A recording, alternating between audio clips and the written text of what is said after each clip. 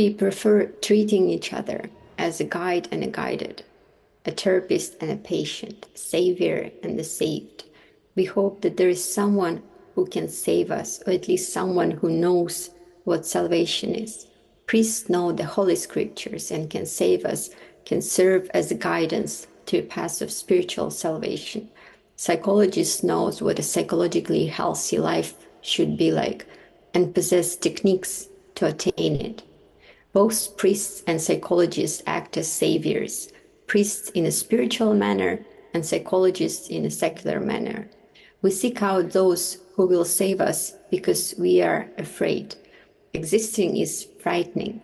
We don't know why we are here and what the hell is going on. We hope that someone knows, and we are willing to listen and to follow them. We hope that someone is enlightened or informed and possesses knowledge, and we want to partake in their wisdom and become a subject of salvation in their hands. For priests and psychologists and other guides, this following them affirms and validates their doctrine. By believing and trusting them, we support the illusion of their correctness. But what if no one knows where to go? What if there is no enlightenment to attain, no salvation, no path to salvation that we can follow? No one knows, and no one will ever know because there is nothing to know. Those who lead are acting out of fear of not knowing, just as much as those who follow them. They're just acting out the same fear in a different way. Guiding and guidance are just two sides of the same illusion.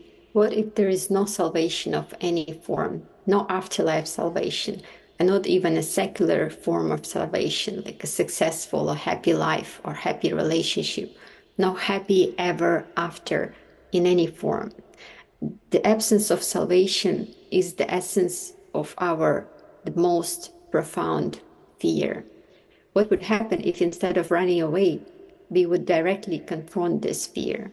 We are already going through, quite universally, the overwhelming feeling of despair as a reaction of losing this illusion. But the semi-good news is that the equality it brings, because it renders hierarchy and competition among us meaningless. Each of us, from this perspective, if there is no savior, salvation, each of us is a failure and a loser. No merit can ever change this. One can become a loser with a title like PhD, which is in a way even more pathetic way of being a loser.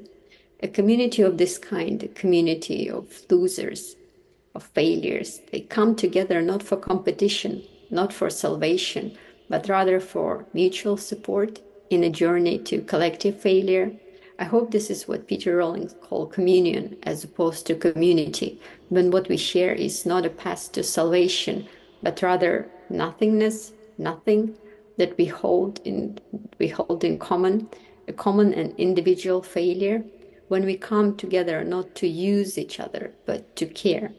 A game where everyone is on equal footing and destined to lose, where competition is absurd and there are no privileges, only an individualized collection of flaws, where we don't play the roles of saviors or rivals to each other, but rather weep over each other's sorrows and laugh at our shared absurdity, discovering that salvation and God are merely a joke.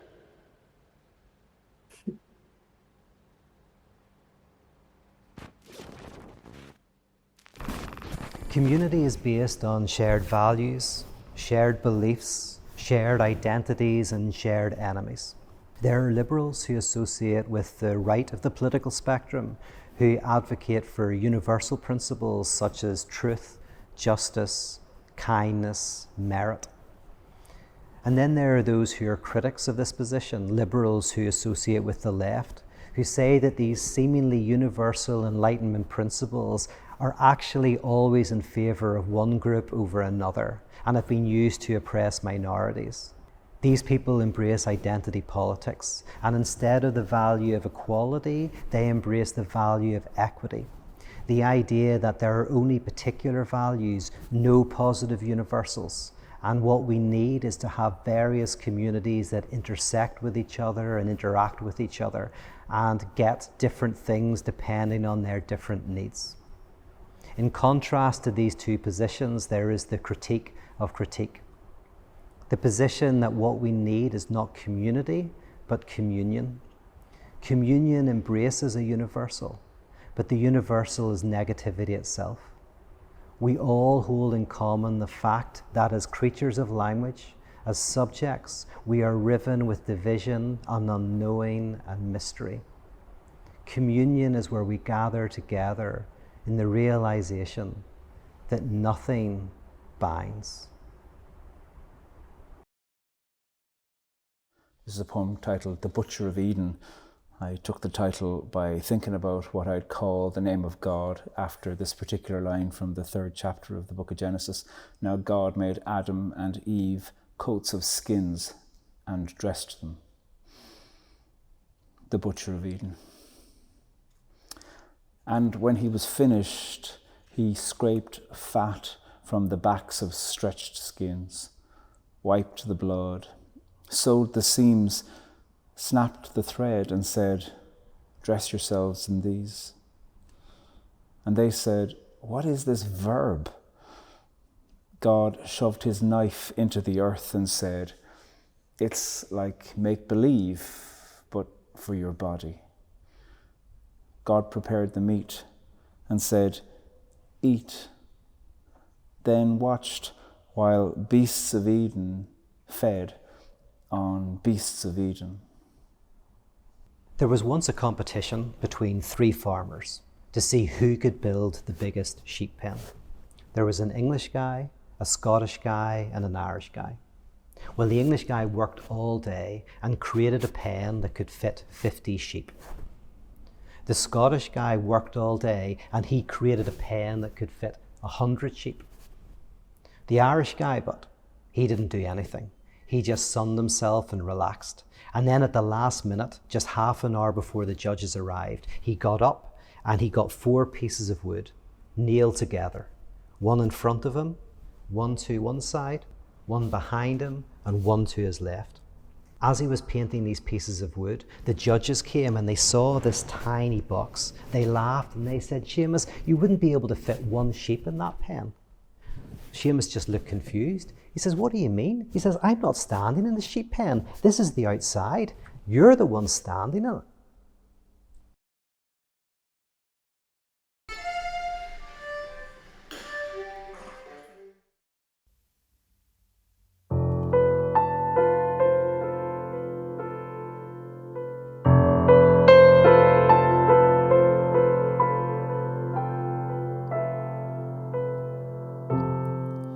The road to salvation is a dark and awful thing that is strewn with every reason to not even begin. There's no family to be found, just old subscriptions piled high, and someone from your past is holding a promise you've now forgotten on a sign. There is nothing to hold on to, nor a hilltop to plant your flag. Just some bully from back in high school with your lunch money in a bag.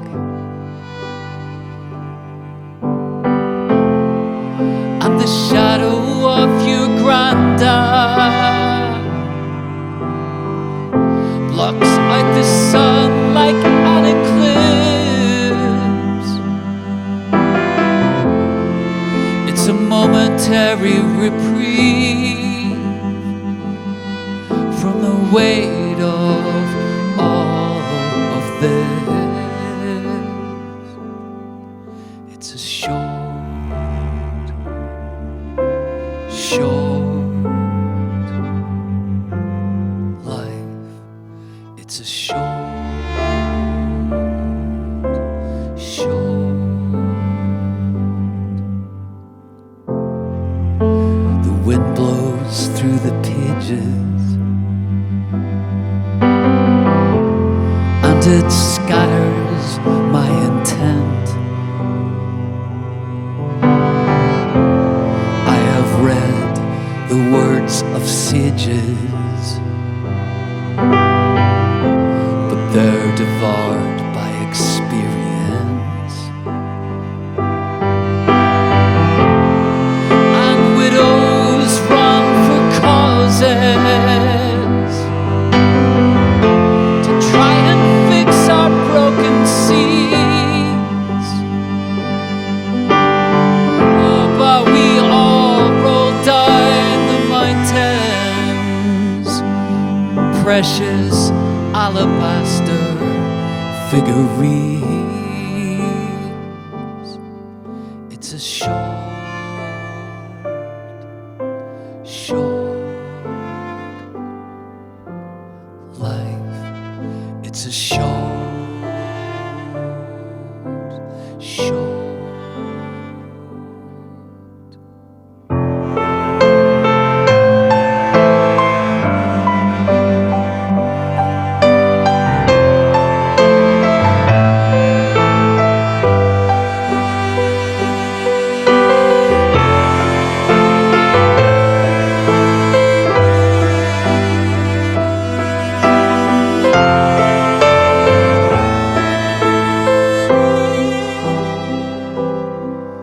It's a short,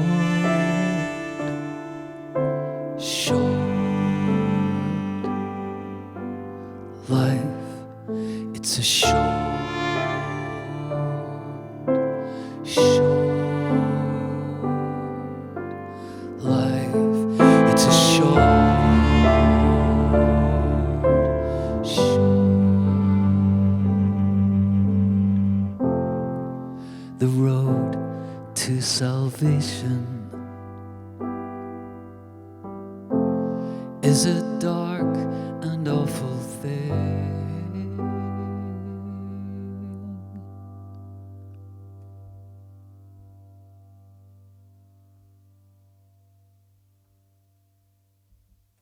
I mentioned earlier that community is based around shared values, shared beliefs, shared identities, and shared enemies, whereas communion is a gathering in which the social bond is formed through a shared lack, through a sense in which we are all divided.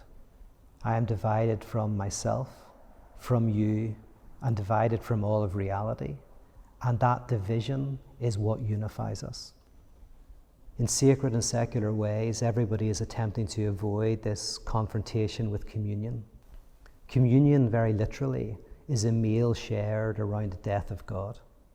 The death of God meaning this ultimate nothingness at the heart of everything. It is a place not where we are free to pursue what will make us happy, what will make us whole, what will make us complete, but it's a space where we are freed from the pursuit of happiness, from the pursuit of what will make us whole, and from the pursuit of what will make us complete. Self-help is always about getting someone from A to B. We know what we desire, we can't get there, we need help. A communion of radical grace is a space in which you don't have to go from A to B. You stay at A, and you realize that A does not equal A. In other words, you don't even know what you desire. You're riven with different desires that are conflictual, that are antagonistic. And instead, you're in a space of pure acceptance in that self-division. The irony being that when you can experience that level of grace, transformation and change begins to happen. In the parable of the sheep pen, the judges are laughing at Seamus because he's standing in this space. And Seamus says to them, no, you're standing in the space. This is the outside. That is the profane temple. In the sacred and secular world, there's all sorts of promises of wholeness and completeness, all sorts of promises about how to get from A to B. The profane temple is a desert in the oasis of life, a place where you escape that ideological drive, where you can be in the nothing. And in that space, we realize that nothing binds us together. One day, Seamus, due to an unfortunate set of circumstances, found himself living in LA. Well, he eventually found this religious group who were into veganism, crystals, and manifestations. But the most interesting thing about them was that they were polyamorous. Now, Seamus had never heard of polyamory, and he was amazed by it. And these people, in a patronizing way, described what it was all about. Well, Seamus said, does that mean that I can have a wife and a girlfriend? That's amazing. And I've got to go back and tell my wife about this straight away. So he left. About 6 months pass, and eventually he comes back and he sees this religious group again.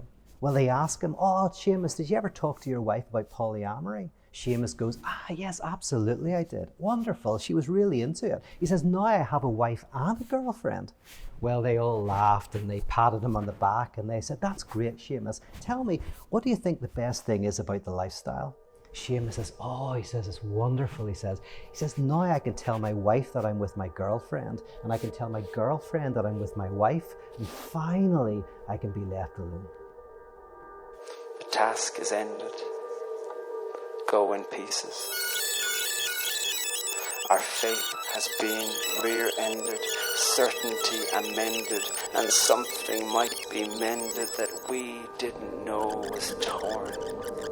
And we are fire, bright, burning fire, turning from the higher places from which we fell, emptying ourselves into the hell in which we'll find our loving and beloved brother, mother, sister, father, friend. And so, friends, the task is ended. Go in pieces to see and feel your world.